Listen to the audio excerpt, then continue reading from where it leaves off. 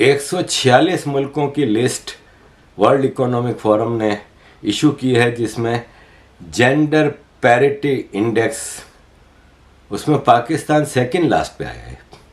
Last पे तो समझ में आता है अफगानिस्तान है, जहाँ पे औरतों को के हालात क्या है आपके सामने ही है। पाकिस्तान सेकंड लास्ट पे आया है। पीक कर रही है और आबादी भी इतनी ज्यादा नहीं है। चाइना का ऑप्शन दुनिया के लिए बंद हो चुका है।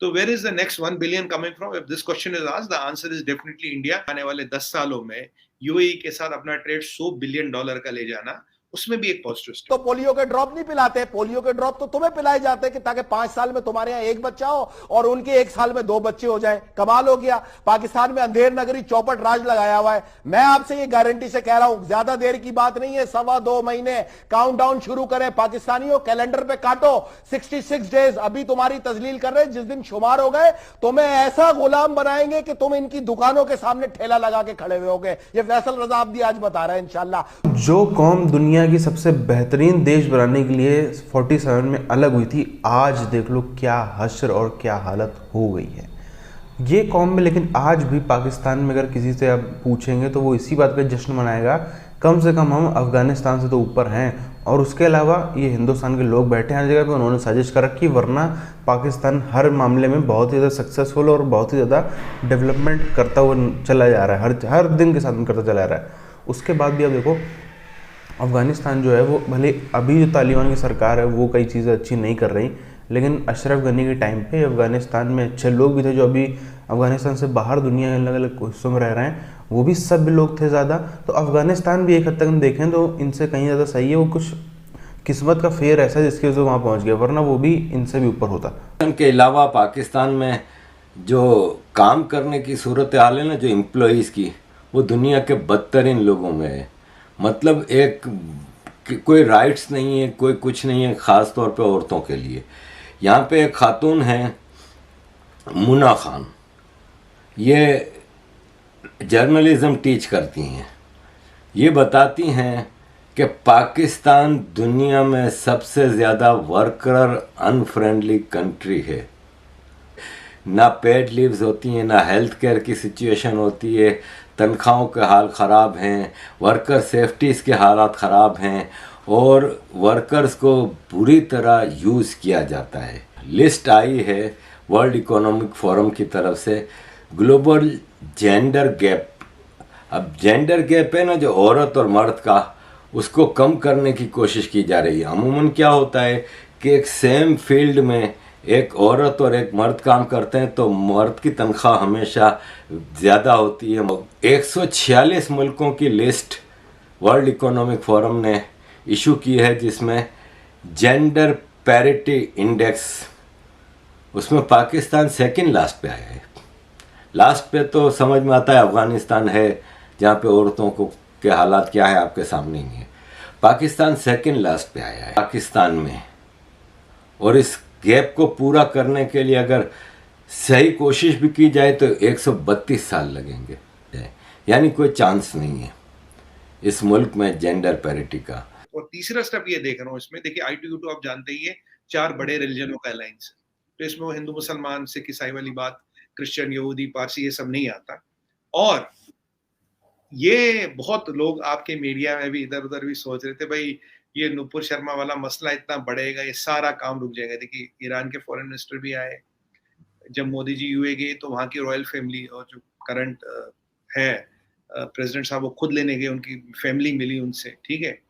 फिर INSST चालू हुआ, हमने बात की इस पे, I2U2 बना, और आज यूएई वाले, पहले कश्मीर में यूएई और सऊदी वाले भी तो इन्वेस्टमेंट कर चुके हैं, आज इसके बाद $2 बिलियन का इन्वेस्टमेंट यूएई अनाउंस करता है।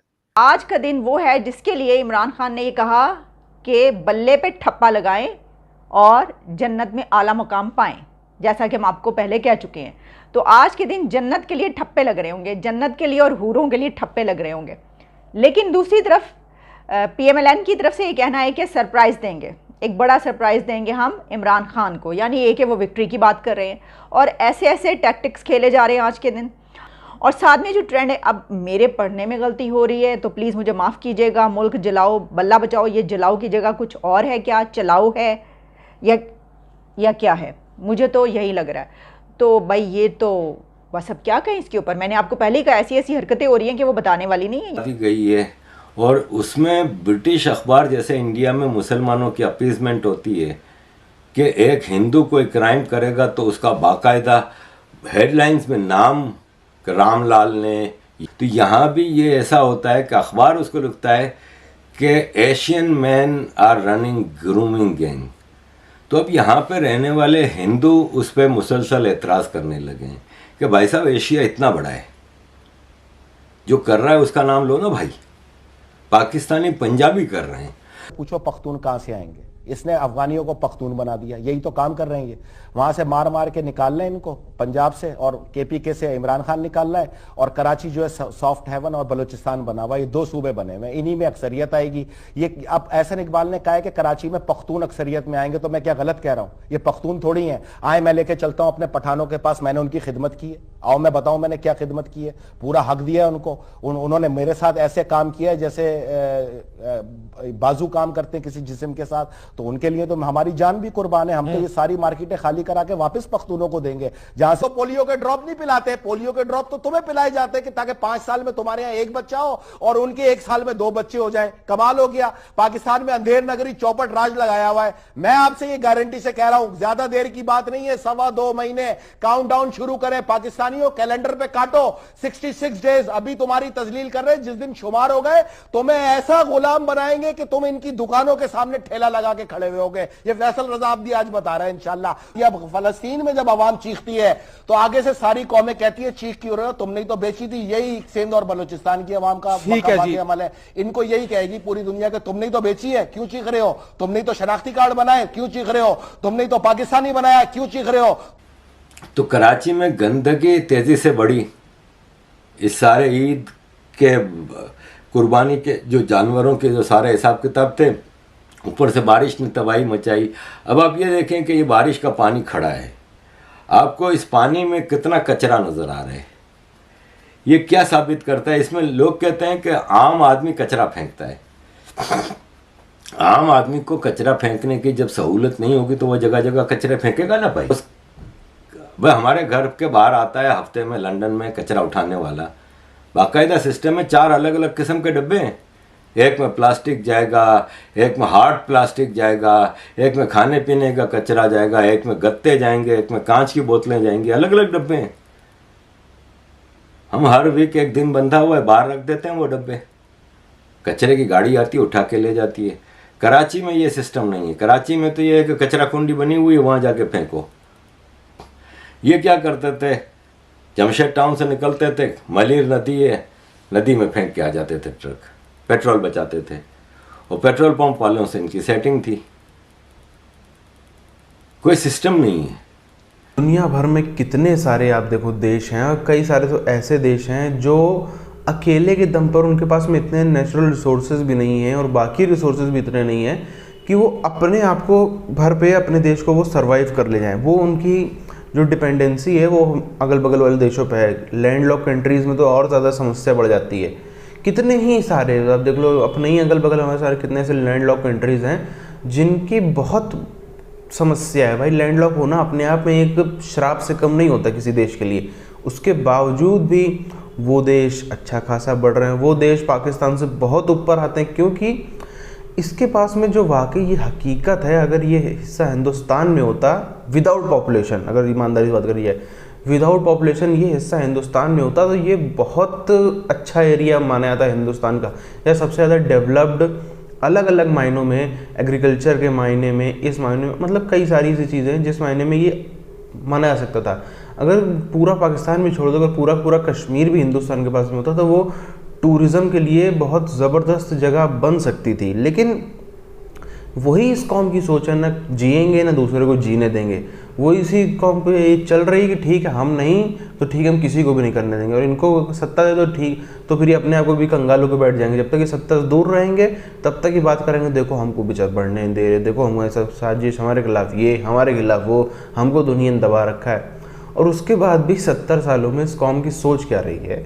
सिर्फ इनको जो 56-57 देश हैं उनके पास में पेट्रोल निकल आया है, वो इनको पैसा देंगे। क्यों? क्योंकि उनका और इनका मजहब एक है। चाइना इनको पैसा देगा, क्यों? क्योंकि चाइना का और पाकिस्तान का दुश्मन एक है जो कि हिंदुस्तान। अमेरिका इनको पैसा देगा, क्यों? क्योंकि अमेरिका का भी उस टाइम पर हिंदुस्तान दुश्मन हुआ करता था।